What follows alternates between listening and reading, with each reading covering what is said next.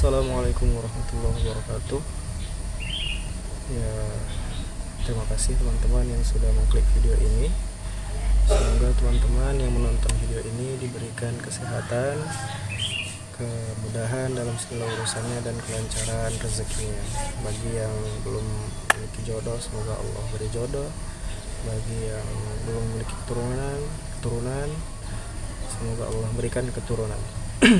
Ya baik, jadi pada kesempatan ini saya hanya ingin sharing berbagi ya, di antara plus minus pemakaian Yamaha Frigo.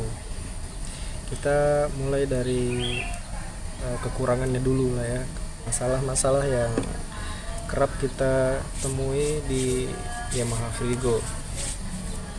Masalah yang pertama adalah start susah nyala, yang disebabkan karena fuel pump itu kotor. Bukan fuel pumpnya tapi saringannya, filternya kotor. Jadi saya pernah mengalami minyak di bar itu masih ada kurang lebih 2 titik, namun tidak bisa hidup. Maka ketika saya bersihkan filternya, apa ya? Hai.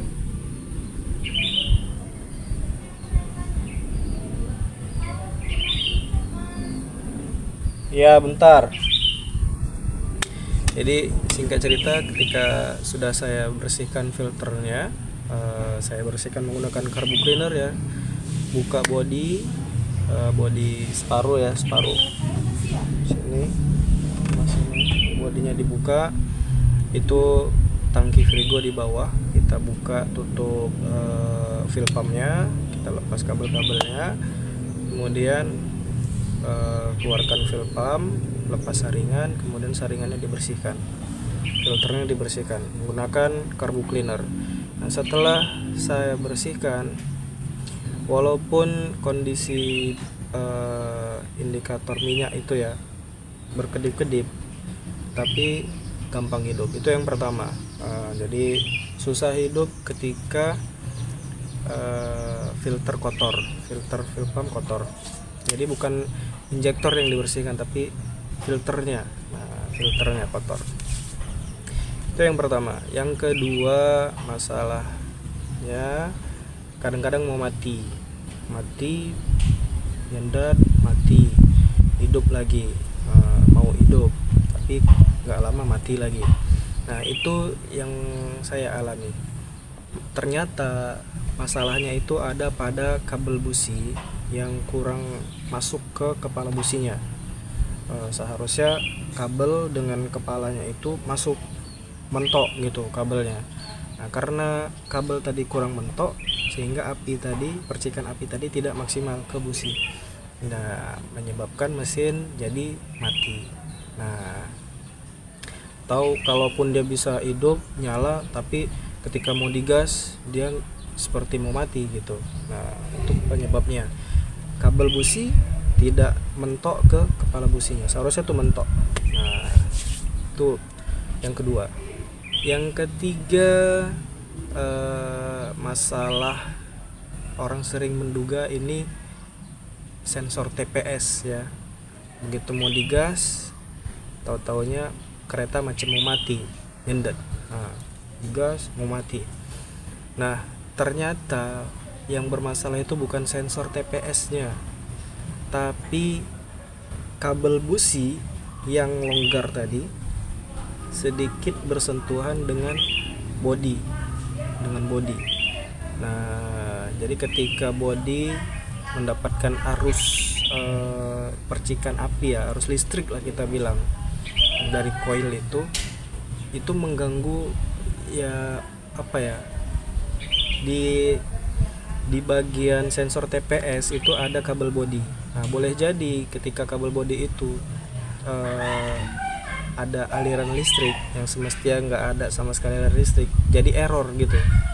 Nah, maka kalau dideteksi ketika mesin nyala, dideteksi itu yang bermasalah memang sensor TPS-nya, tapi penyebabnya itu bukan sensor TPS-nya yang rusak, melainkan percikan api kecil dia di sini, di samping sini. Nah, di sini kecil. Kalau kita nggak teliti ya kita bilang itu sensor TPS yang bermasalah. Ternyata tidak. Setelah saya teliti, ternyata ada percikan api kecil di tengah-tengah kabel busi itu dengan bodi kita, bodi samping sini, bodi besinya lah ya, kerangka mesin. Itu masalah yang ketiga. Kemudian yang terakhir lah nih kayaknya ya, oli gampang habis.